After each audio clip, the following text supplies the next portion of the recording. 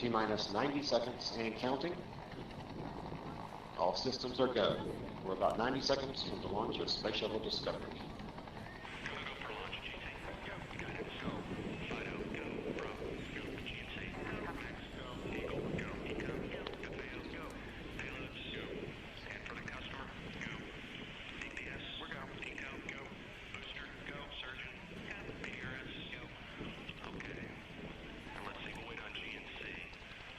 T-minus 60 seconds and counting.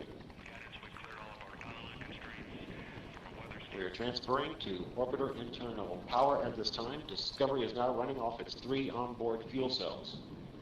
Coming up on a go for auto sequence start.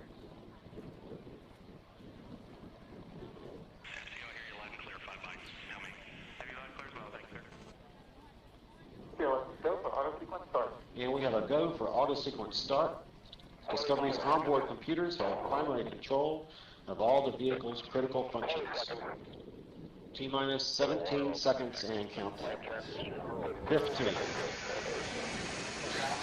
12, 11, 10, 9, 8, 7, 6, start, 2, 1, booster ignition, and liftoff of the Space Shuttle Discovery, returning to the space station, paving the way for future missions beyond.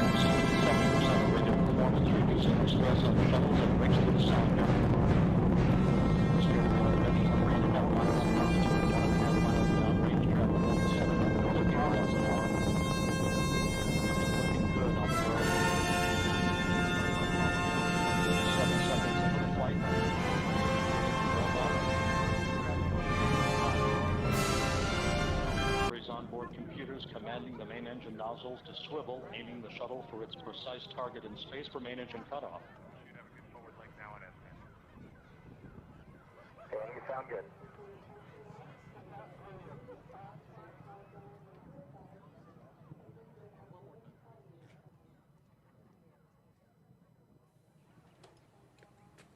Discovery Houston, negative return.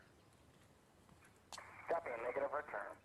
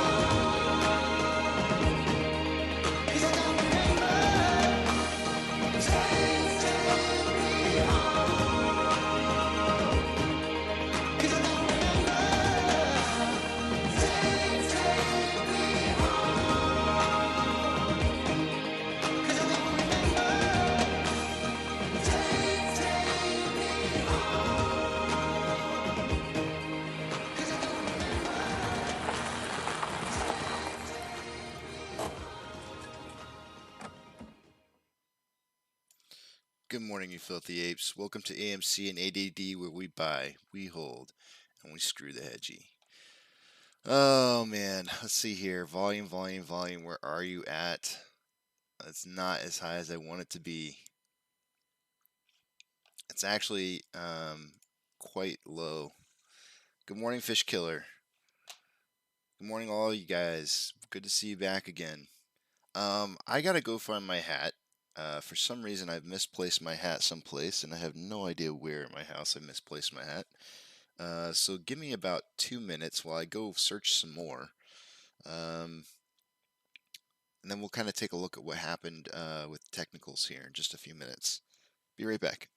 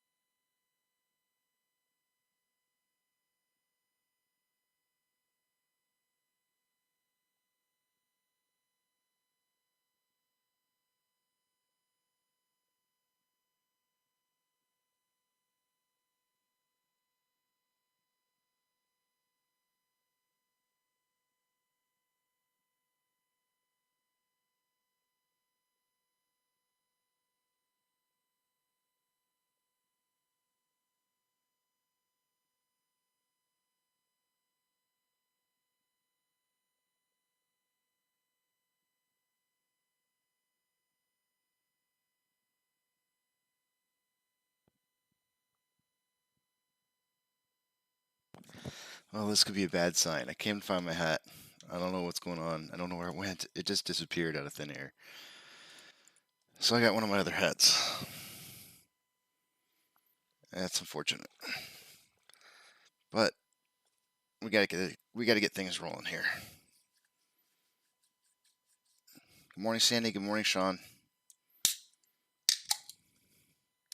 Check the car. I always forget it there. I'll have to go do that. I'll have to do that on break. I'll go check the car. It might be there. You might actually be right.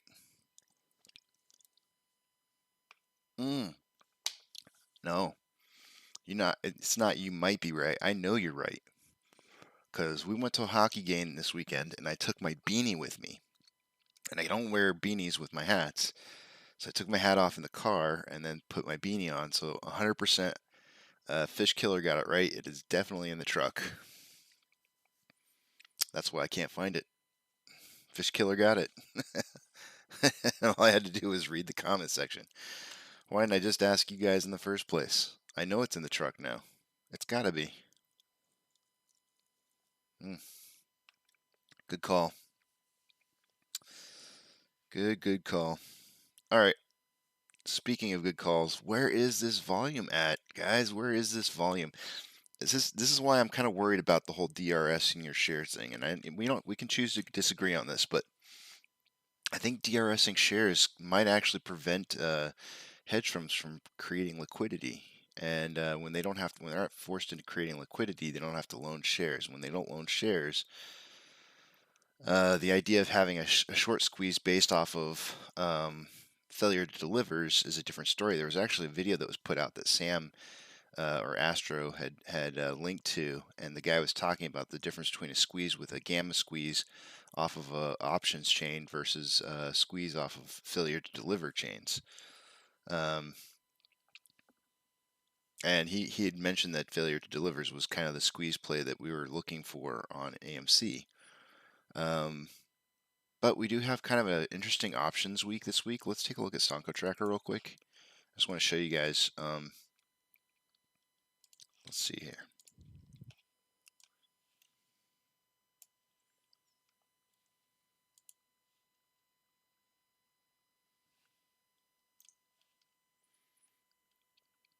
Scrolling down a little bit here, you'll see that there's already 23,000 options this week that are in the money, which is pretty high. Considering I don't even think we had 23,000 calls that were in the money ending last week. And we're already there this week. We have 158,000 already set up to succeed once price starts going up. And then there's 102,000 out of the money put options contracts. And then look at next week. Next week's already lined up. So we may be getting into that point now where we may have like increasing prices stacking. So it'll be interesting to see. It's possible to squeeze without, or just through the options.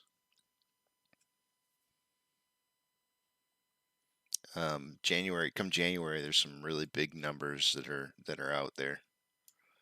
162,000 already in the money.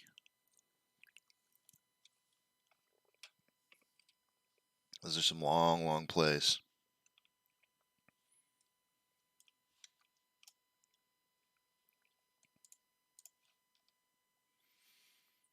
Let's see here. I guess I'll take you guys over to the other screen. We'll start updating some things here. Who got points on the last day there? Let's see. I think everybody got a point. Yeah, everybody got a point, including yeah, just everybody got a point. So Monty's first attempt for this week, filling in for Adam. He ended up scoring 2 points for the week. Not bad. First try. Eric ended up with 4 points. I ended up with 4. And Duncan ended up with 3. So I tied Eric for the week for points. No beers awarded. No ice cream paid. Bugs are getting zapped. Let's look at short exempt volume. According to Stonko Tracker, short exempt volume for last Friday was 88,000. Really super low. I think we broke. I'm not sure. I never actually looked to see, but I think we may have broke the record for lowest volume in a single day on Friday. Let me check and make sure.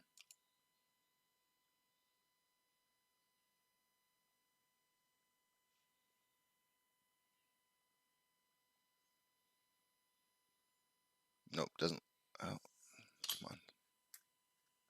23,561. Yep, we did. 23,561 would have been the lowest volume that we had for the year. Because previous to that, the lowest amount of volume was 23,598. 23,598,000. We had 23,561. So we beat the previous record by about 30,000 shares lower.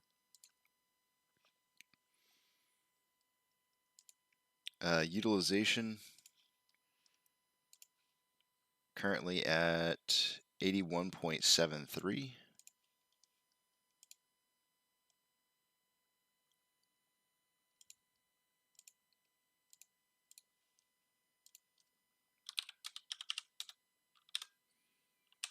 Our day-over-day price increase is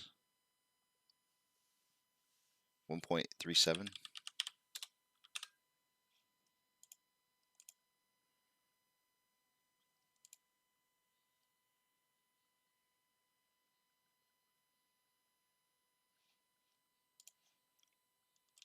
OTC off-exchange trades mated was 55.26% of it traded off the lit market.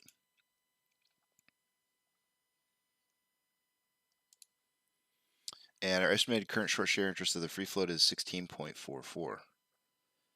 Moving to the top right-hand side, institutional share ownership. Fourth item down is going from 159.5 to 162.7.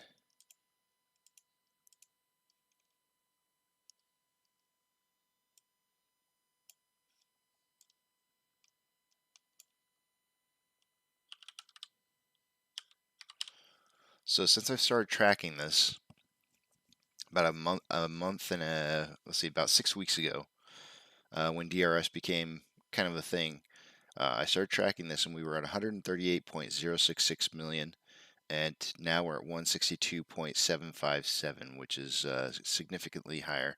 It's getting close to about 30 million additional shares into institutional share ownership. As rule, I want to touch on something that you had talked about last week.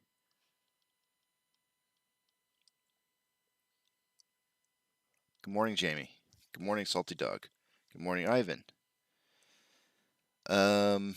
Something that you had talked about last week, and we'll pull it up here in just a second. I kind of want to touch a little bit on the short interest, and I'm still not 100% certain on some of my answers, because you actually led me down a rabbit hole that I didn't know I was going down.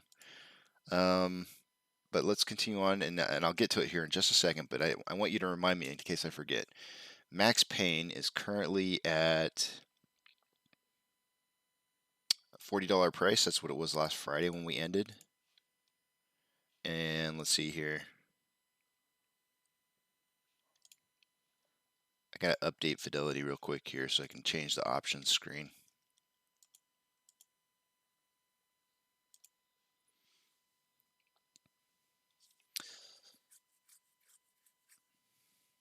Because I got conflicting answers. I went around and I started asking a lot of questions, and I got a lot of conflicting answers. And I really didn't like that, because it sounds to me like people just don't know.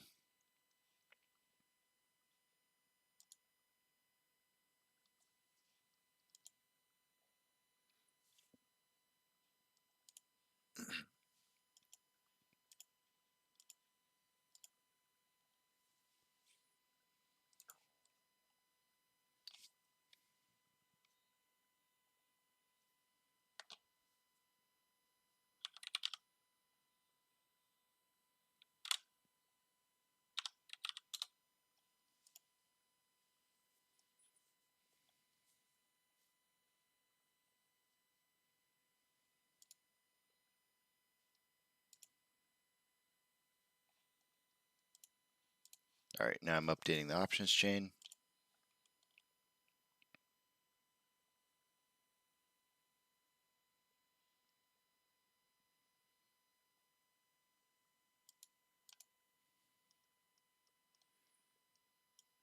And down at the very bottom, dragging it down, just want to take a look at the $95 strike prices. I always like to kind of get an idea where the calls are for that.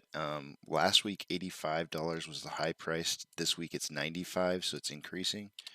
That's good. The total amount of $85 strike prices that we had last week was totaling $22,000. This week, at the $10 higher strike price, there's $33,000 already. So you can already see that there's a bigger sentiment for a higher price showing up this week than there was last week. Scrolling up to see, now this is really interesting, and I'm gonna go through this a little slowly because I just want to. This is something I want you guys to see. This always kind of makes me wonder what's going on here. What you're gonna notice is that at a $10 strike price, there's 2.5 thousand contracts open up for $10 strike price on the puts. It's like, wait, what? There's 10.9 thousand contracts open at a $20 strike price. Those are super out of the money. All those options are way out of the money. Like the $10 one, I mean that's really bad. The $20 one, I mean we're double the price, and it just gets worse and worse and worse. But you can see that there's a lot of options that are out of the money there on the puts. But I'm going to go ahead and scroll down to where the largest amount of volume is, which is at the $38.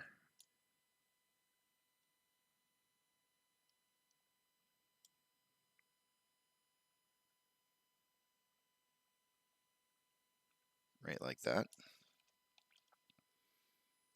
And hopefully you guys can see this on the page. Yes, you can. Highest level of call options in open interest is at a $50 strike price. That's the same thing as what it was last week for calls, and that's 21.8. Last week it was 16.1 thousand. This week it's 21.8 thousand. At a $28, sorry, 28.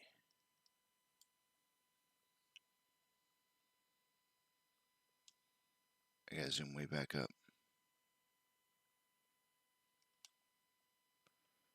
Okay, sorry, I said the wrong number. At a $38 strike price, there is 11.2 thousand contracts open. So last week on open interest, it was $30 for the puts. So it's gone up $8. Pretty significant amount. And it was 13.4 thousand on Friday. Now it's 11.2. So there's pretty much almost a 2-to-1 ratio in open interest with a $12 spread. Now, taking you guys over to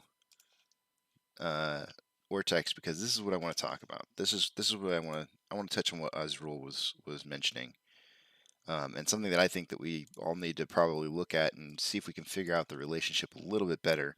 I quite honestly don't understand, but if I do understand it correctly, then the numbers are just absolutely atrocious for hedge funds. So let's take a look at it.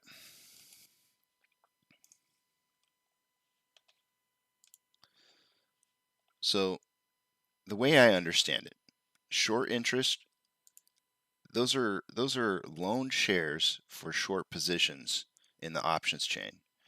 So in other words, and I don't know why it decided, there we go. So in this particular instance right here, and whenever I put my mouse over to put something up there, but this is saying that there's 94.64 million shares reported for short interest, which means if you took that number and divide it by 100,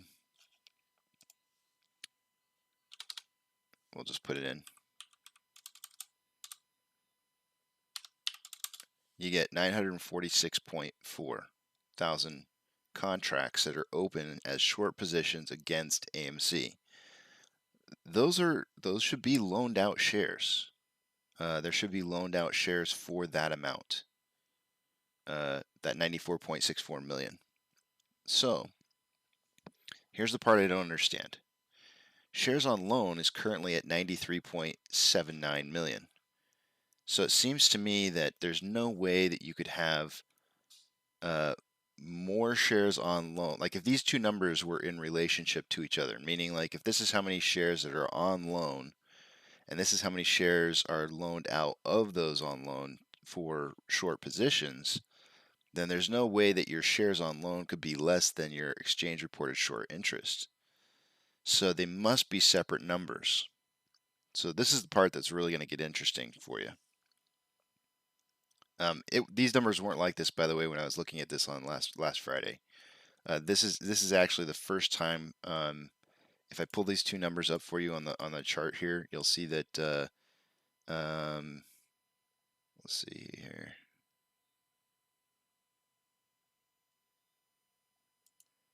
There's that one, and there's that one. This will be the first time in history, other than this time back here. And you have to remember that exchange reported short interest is reported every 15 days. Today would be the first time that we would have more. The second time, actually, the last time being just before a run up in June. More exchange reported short interest than we have on shares on loan.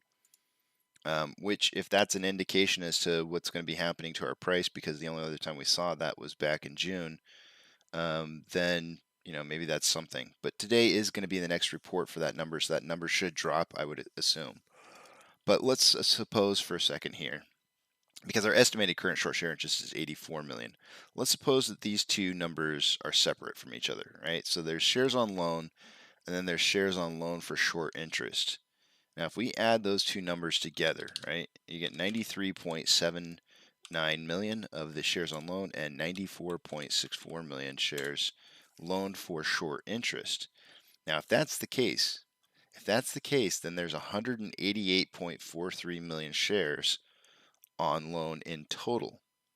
And total institutional share ownership as of 3 months ago is only 160 million.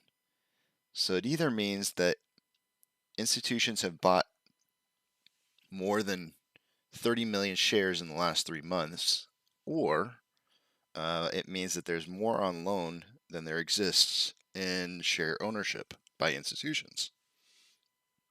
Now, it has been suggested to me that those numbers are the same numbers. So the shares on loan are what constitutes shares that are being in short interest. So let's say, for example, that their estimated current amount is actually how much is really on loan for short interest. If that's the case, then 84 million shares are loaned out for short interest out of the 93 million on loan. Now, if that's the case, that would make a lot more sense, because our short interest then only equates to the 16.44% of the total amount of the free float, and anything additional to that, which would be about 10 million shares, would be what they're using as a bank of shares to short against the stock. Now, if we pull up Stonko Tracker and we did look at Stonko Tracker and we looked at like $9 million as being the amount that they would have, we don't see that. Shares available to borrow is much, much smaller than that number. So maybe they're holding on to 10 million shares so that they can do whatever it is that they do to, wash, whether it be wash sales or I don't know. Actually, look at that. They borrowed. There was 7.3 million this morning in the ETFs, and they borrowed 3 million, just under 3 million. But anyways, I'm still struggling to figure out the answer to these questions, and if anybody knows the answers to these things, you're more than welcome to pipe up. But let's make sure that it's accurate data.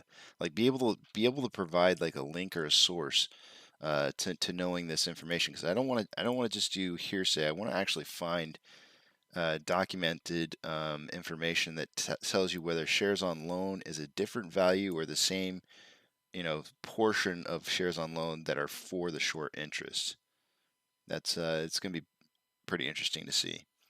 But anyways, moving back on, I can't see what you guys are writing right now because I got everything on the page here, but I am going to figure out why our utilization went way down, because utilization did drop pretty decently. Let's figure it out. Shares on loan 93.79 divided by 0.8173. Okay, so there's 114.7 million, so that's up. There's 114.7 million shares available to borrow.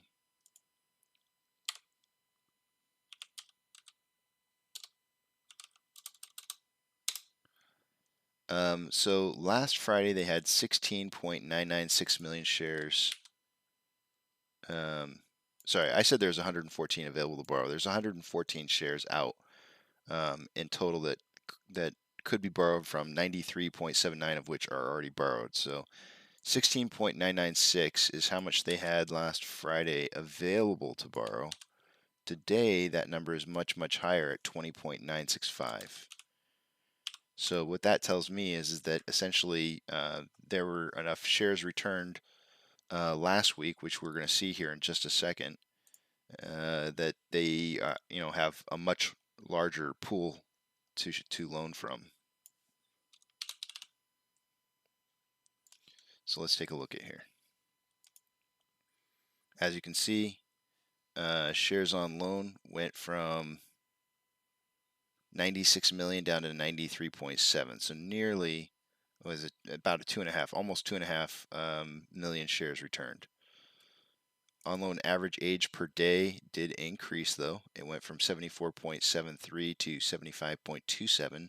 That's a good thing. Seeing that go up even though loan amount is going down, that's good. But let me finish this so I can see what it is you guys are writing, because I'm sure you guys are writing stuff here.